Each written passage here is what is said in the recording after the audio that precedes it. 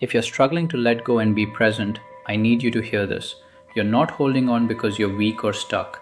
You're holding on because letting go feels like losing control, and your nervous system is terrified of that. In the next few minutes, I'm going to show you what letting go actually means, why it's so hard, and the 3 practices that will help you release your grip and finally rest in the present moment. For years, I carried everything with me: past hurts, future worries, unfinished business, relationships that ended, mistakes I made, things I couldn't change.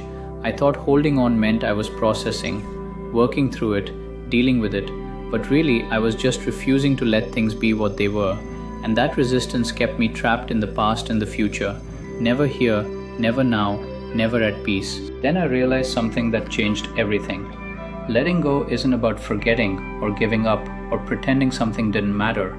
It's about releasing your need to control what's already done or what hasn't happened yet. It's about trusting that you can be okay without gripping so tightly. And the moment I understood that, everything shifted. Because I wasn't trying to let go anymore, I was just practicing trust. Here's what we're covering. First, what letting go actually means and why your mind fights it so hard. Second, the 3 things you're really holding on to when you can't let go. And third, the 3 practices that will help you release your grip and drop into the present moment where peace actually lives. Let's start with what letting go is not. It's not forgetting. It's not pretending something didn't hurt. It's not being okay with what happened. It's not letting someone off the hook. It's not giving up on what you want. Letting go is none of those things. Letting go is simply releasing your attachment to how things should have been or how they should be. It's accepting what is so you can stop fighting reality. Here's what happens when you hold on. You're basically arguing with the past or the future. You're saying, this shouldn't have happened, or this needs to happen, or I can't be okay. You're making your peace conditional on things being different than they are. And as long as you're doing that, you can't be present. Because the present moment is exactly what it is. Not what it was, not what it could be, just what it is right now. Your mind fights letting go because it believes holding on is how you stay safe. If you hold on to the past, you can analyze it and make sure it never happens again. If you hold on to the future, you can control it and make sure you get what you need. Letting go feels like vulnerability, like you're dropping your defenses, like something bad might happen if you're not vigilant. So your mind grips tighter and you stay stuck. But here's the truth. Holding on doesn't keep you safe. It keeps you imprisoned. You're carrying weight that isn't yours to carry anymore. You're living in timelines that don't exist anymore or don't exist yet. And the price you pay is this moment. The only moment that's real. The only moment where life is actually happening. Letting go is a practice of trust. Trust that you don't need to control everything to be okay. Trust that you can handle what comes. Trust that the past is done and the future will take care of itself. Trust that right here, right now, even without knowing what happens next, you're okay. That's what letting go asks of you. And that's why it's so hard. Now, when you can't let go, you're usually holding on to one of 3 things. Understanding which one will help you know what you actually need to release. The first thing you're holding on to is the need to be right. You're holding on to your version of what happened, your story about who did what and who's to blame, your narrative about why things went wrong. And letting go would mean releasing that story. Admitting that maybe it's more complicated than you thought. Maybe there are perspectives you haven't considered. Maybe being right isn't as important as being free. This shows up as replaying conversations in your mind, going over what they said and what you said, building your case for why you were justified, collecting evidence of how you were wronged. Your mind is trying to win an argument that's already over. And as long as you need to be right, you can't let go. Because letting go means the argument doesn't matter anymore. The second thing you're holding on to is the illusion of control. You're holding on to the belief that if you just think about it enough, worry about it enough, plan for it enough, you can control the outcome. You can make sure nothing bad happens. You can guarantee things turn out the way you want. And letting go would mean admitting you can't control most of what happens, that life is uncertain, that you have to trust the unknown. This shows up as anxiety about the future, what if thinking, worst case scenario planning. Your mind is trying to prepare for every possibility so you're never caught off guard, but you can't plan for everything, and the attempt to do so keeps you out of the present. Because in the present moment, you don't know what's going to happen. You have to be okay with not knowing, and that's what letting go requires. The third thing you're holding on to is the hope that things will go back to how they were. You're holding on to the past, to the way someone used to be, to the relationship before it changed, to the version of yourself before something happened. And letting go would mean accepting that things are different now, that the past is gone, that you can't go back, only forward. And forward means grieving what was and accepting what is. This shows up as nostalgia that hurts, missing someone who's not coming back, wishing you could undo what happened. Your mind is living in a timeline that doesn't exist anymore. And as long as you're there, you can't be here. Because here is now, and now is different than then. Letting go means saying goodbye to what was so you can say hello to what is. Now here's how you actually practice letting go so you can finally be present. These aren't techniques to force yourself to release.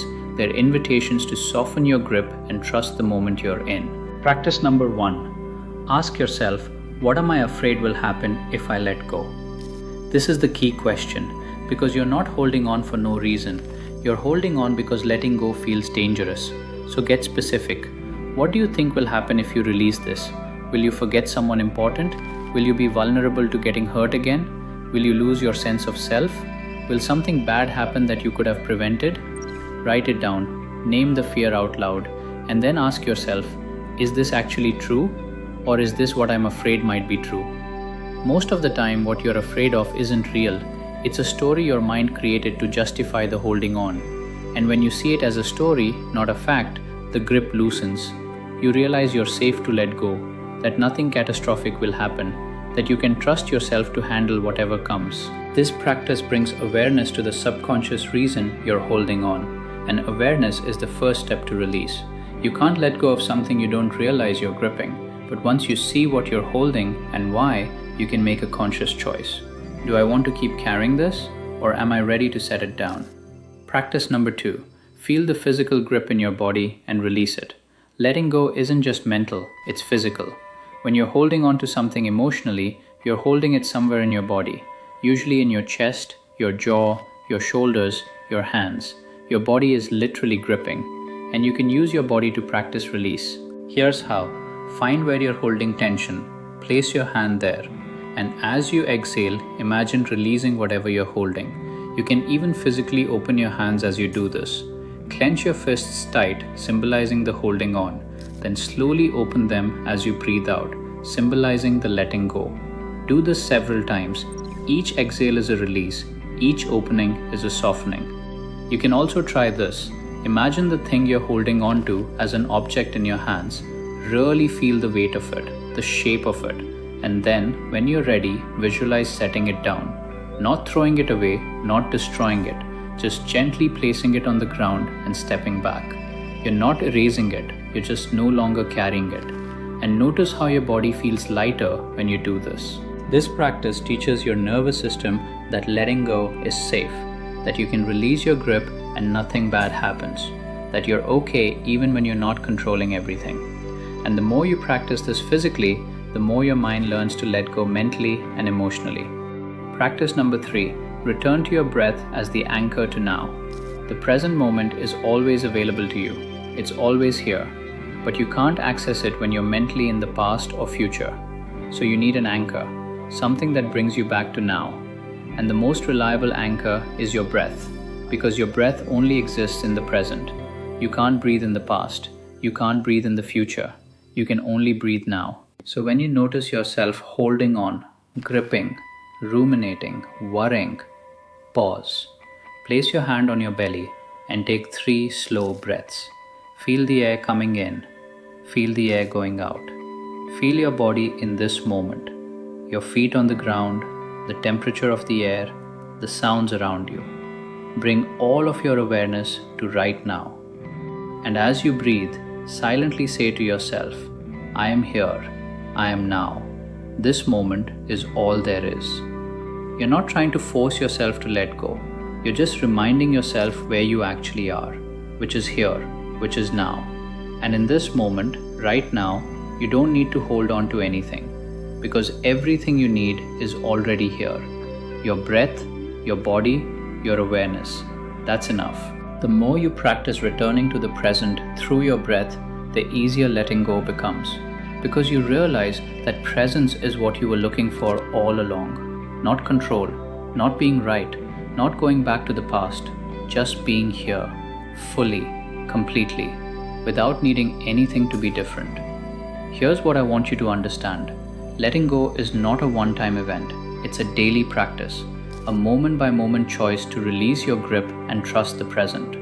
You'll find yourself holding on again, and then you'll practice letting go again. That's the art of it. It's not perfection, it's repetition. It's coming back to now over and over until now is where you naturally rest. We covered what letting go actually means, releasing attachment to how things should be. We identified the 3 things you're really holding on to: the need to be right, the illusion of control, and hope that things will go back. And we walked through 3 practices: name the fear, release the physical grip, and return to your breath. This practice will change your life. Because when you're not carrying the past and not controlling the future, you're finally free to be here, to experience this moment, to feel what's real instead of what was or what could be. And in that presence, you find peace. Not because everything is perfect, but because you're no longer fighting what is. So here's your practice for today. Identify one thing you've been holding on to.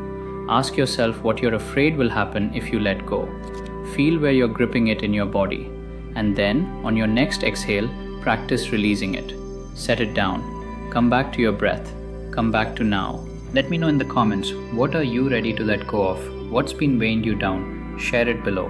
Sometimes just naming it is the first step to releasing it. You don't have to carry everything. You don't have to control everything. You can let go. And you can be okay. Right here, right now. Welcome to the present. This is where peace lives.